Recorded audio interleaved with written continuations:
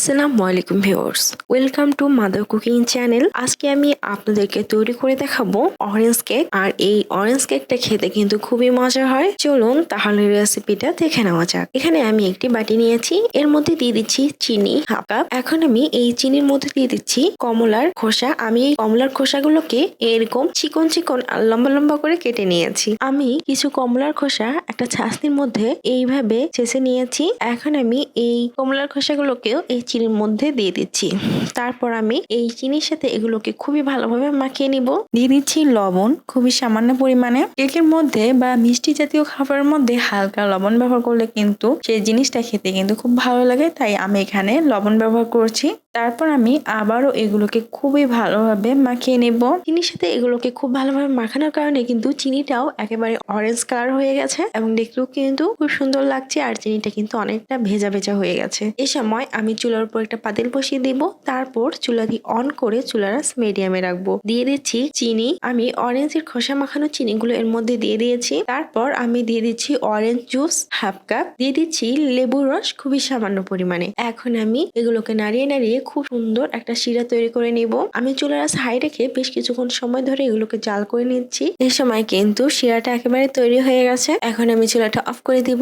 এখন আমি এখানে একটি বাটি নিয়ে নিয়েছি, এর মধ্যে দিয়ে দিচ্ছি ডিম 3টি। তারপর আমি এই 3টি ডিমকে খুবই ভালোভাবে বিট করে নিচ্ছি। আমি বেশ কিছুক্ষণ সময় ধরে এই 3টি ডিমকে খুবই ভালোভাবে বিট করে নিয়েছি। এই সময় কিন্তু এই ডিমটা অনেকটা এরকম সাদা সাদা টাইপের হয়ে গেছে। এখন আমি এর মধ্যে দিয়ে দিব সয়াবিন তেল 1/3 কাপ। তারপর আমি আরো 1 থেকে 2 মিনিটের মতো সময় এই তেলের সাথে ডিমটাকে খুবই ভালোভাবে বিট করে নিব। ডিমটাকে তেলের সাথে বিট করা হয়ে গেলে আমি এর মধ্যে দিয়ে দিব ময়দা 1 কাপ, দিয়ে দিচ্ছি কর্নফ্লাওয়ার 1 টেবিল চামচ, দিয়ে দিচ্ছি ভ্যানিলা এসেন্স হাফ চা চামচ। আমি এখানে স্মেলের জন্য যেহেতু অরেঞ্জের খোসা ব্যবহার করছি, তাই আমি এখানে ভ্যানিলা এসেন্সের পরিমাণটা একটু কম ব্যবহার করছি। আপনাদের কাছে যদি অরেঞ্জ এসেন্স থাকে তাহলে আপনারা ভ্যানিলা এসেন্সের পরিবর্তে অরেঞ্জ এসেন্সও ব্যবহার করতে পারেন। এখন আমি এর মধ্যে দিয়ে দিব বেকিং পাউডার 1 চা চামচ, দিয়ে দিব বেকিং সোডা হাফ চা চামচ। তারপর আমি এর মধ্যে দিয়ে দিব অরেঞ্জের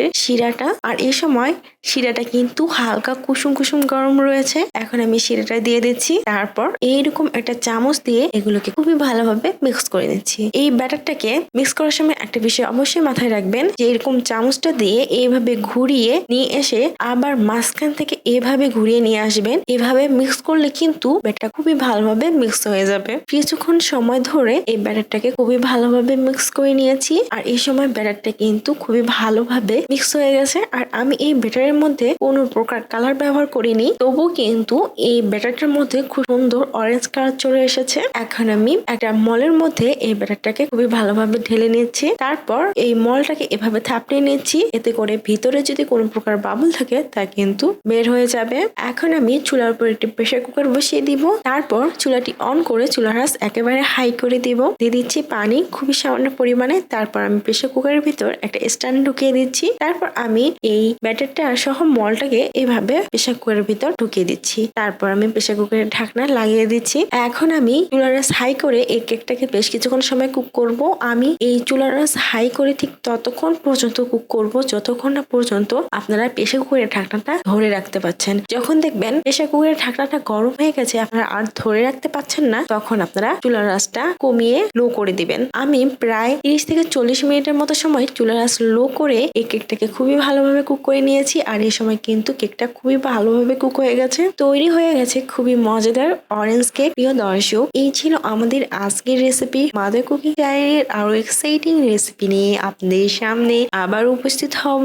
ভিউয়ার্স, আপনাদের সকলকে অনেক অনেক ধন্যবাদ জানাচ্ছি পুরোটা সময় আমাদের সাথে থাকার জন্য। আমি উইশ করব আপনারা সবাই ভালো থাকবেন, সুস্থ থাকবেন এবং মাদার কুকিং চ্যানেলের সাথে থাকবেন। এই চ্যানেলে নতুন হয়ে থাকলে চ্যানেলটি সাবস্ক্রাইব করুন এবং ভালো লাগলে লাইক কমেন্ট ও শেয়ার করুন। ধন্যবাদ।